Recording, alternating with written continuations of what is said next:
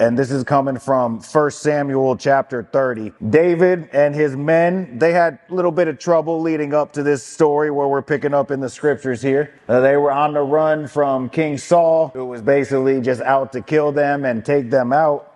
They had actually moved into this town called Ziklag. They had their wives, they had their children with them. They had a nice setup of a whole town going on. And the guys were all working. They were out fighting. That was their career. Basically, that ended.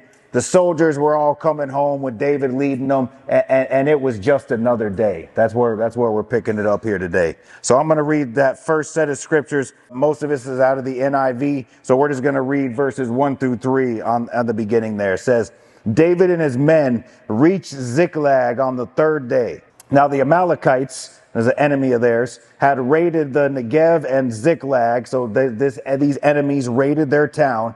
They had attacked Ziklag and burned it, and had taken captive the women and everyone else in it, both young and old. They killed none of them, but carried them off as they went on their way. And when David and his men reached Ziklag, they found it destroyed by fire, and their wives and sons and daughters taken captive. Can you imagine how that feels? Right? The plan for that day was for all the men to get back home from work and to spend time with their families. Right? The plan was to keep going on with everyday life when suddenly it got disrupted. That happened to anyone here recently? Definitely happened to me. The plan was to get up and go to work the next day. The plan was to take the kids and drop them off at school. The plan was to get a full tank of gas and go home and enjoy our electricity. But suddenly the plan changed, right? Our plans got disrupted. And so I know that this was probably a different reaction for each of us. We're probably all different levels of planners in this room. But for most of us, when our normal everyday routine suddenly gets disrupted, like there's emotions that come with that. A lot of us get discombobulated, anxious, upset.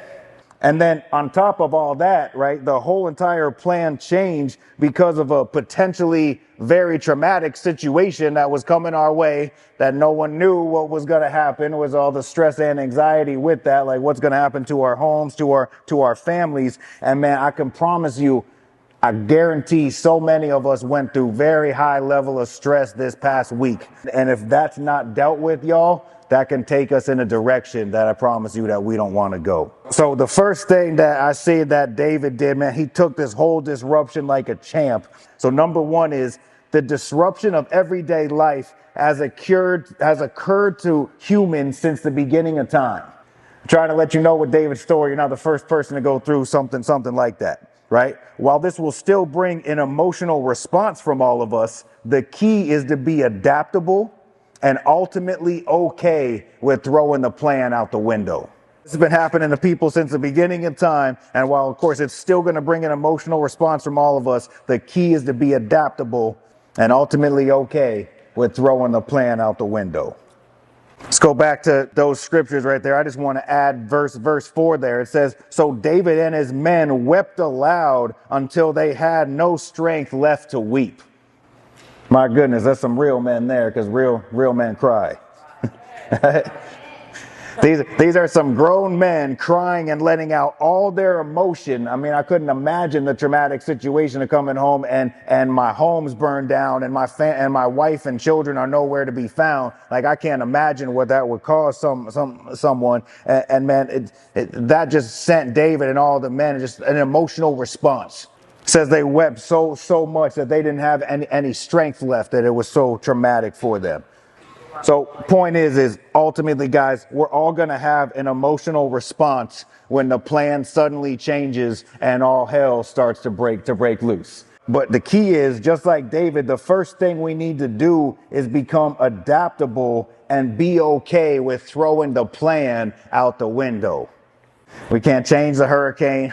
We can't change that there's no gas. We can't change that the power's off. Right? There's so many things in there that we could not change. And man, I'm telling you, God was speaking to me about this before the hurricanes even came. I get so wrapped up in a calendar, and man, I mean, a day can seem like 30 seconds because I got stuff booked from morning till night.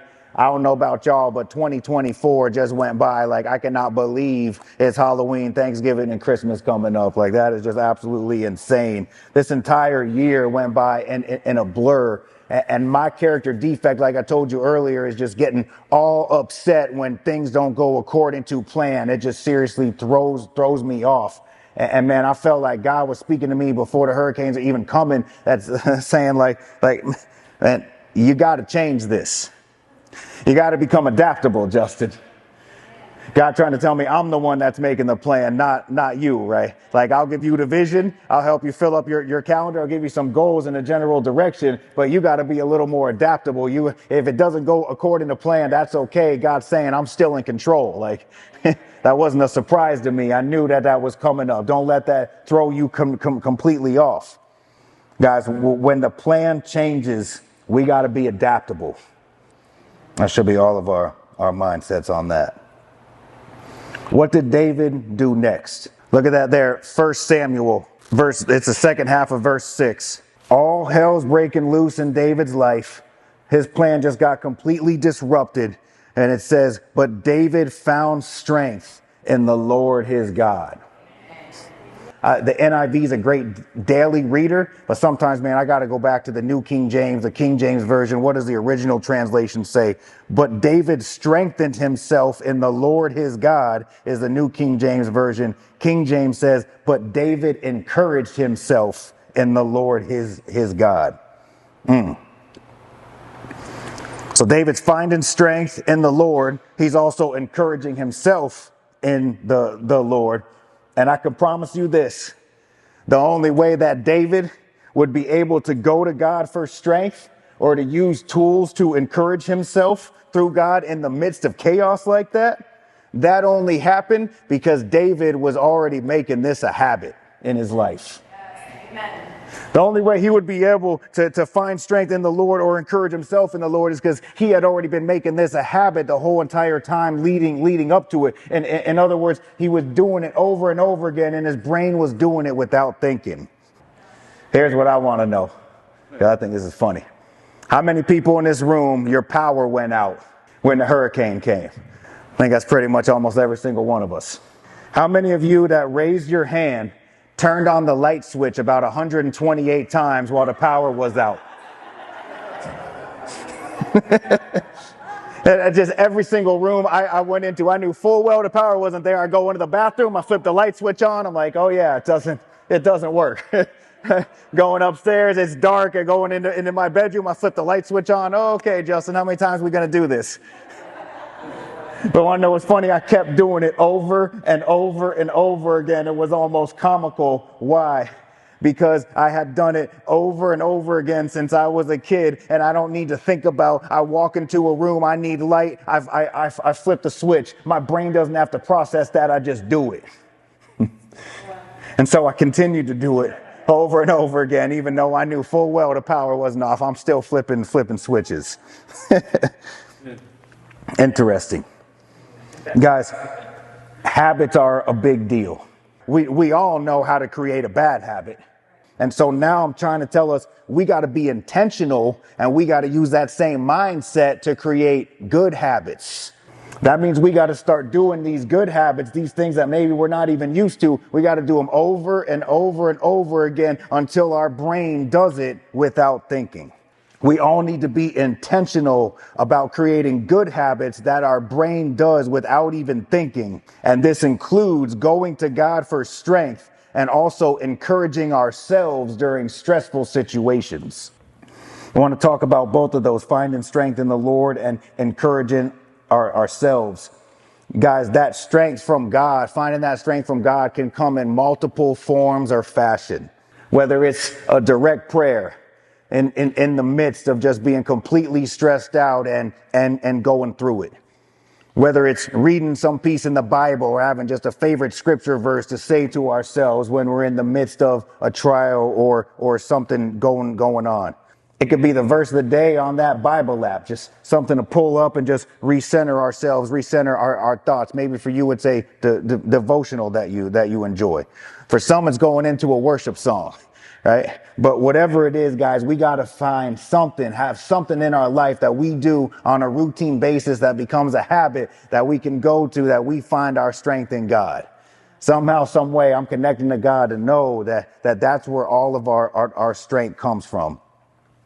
And we talk about encouraging ourselves. I've heard maybe some hardcore Christians look sideways at this, right? There's a fine line to everything. Encouraging ourselves in the Lord means like I know what God is doing in my life. I know that I'm getting my strength from God. Like, I need to start looking at myself in the mirror and telling myself, like, no, like, you're meant for more than this. Right? Like, does anybody do that? Do you just take that time to look at yourself in the mirror? Sometimes I go days without it, or I'm shaving, I'm doing whatever I got to do in there, but I'm not really looking at myself in that thing, right? And I'll tell you, man, I've been doing some rough situations, and sometimes I just got to look in the mirror and be like, lock back in, Justin. Like, you know what God is doing in your life. You know why God created you. You know the strength that God's given you. Like, let's go. Do not let this defeat you. Pick yourself back up. Get that hype back. Get that motivation back. Let's go. Let's do this. I can imagine David doing the same thing. I don't know if he had a mirror back in the day, but maybe it was a creek, right? When he was out tending the sheep, maybe he saw his reflection out in that creek. But man, there's just some part of that he just had to use something to encourage himself and say, no, God did not deliver me from all this stuff leading up to this point, and he's going to drop me off here. Like, I know this isn't the end. Even if we got smashed with a Cat 5, that's not the end of us, man. Like, God is still going to help us. He's going to help us get through this. He's going to help us to rebuild whatever it is, guys. We got to be able to encourage ourselves in the Lord and start making that a habit. Because how easy is it to make it a habit out of talking negatively about ourselves? I fall into that trap too. Not anymore. It changes tonight. We got to start talking positively about ourselves. We got to start encouraging ourselves in the Lord. Try it next time. You're going through a rough time, look at yourself in the mirror and say, this isn't it. God's got something more for me. Let's go. Pick yourself back up. Let's keep moving forward. God's in control. You got to start seeing yourself the way that God sees you. Freed us from the slavery of addiction. Bless us in so many ways. Like it talks about in the Bible, that unity that's going to bring people to Christ. When you pray those prayers from a place of desperation, no matter what is going on in my life, God has this covered.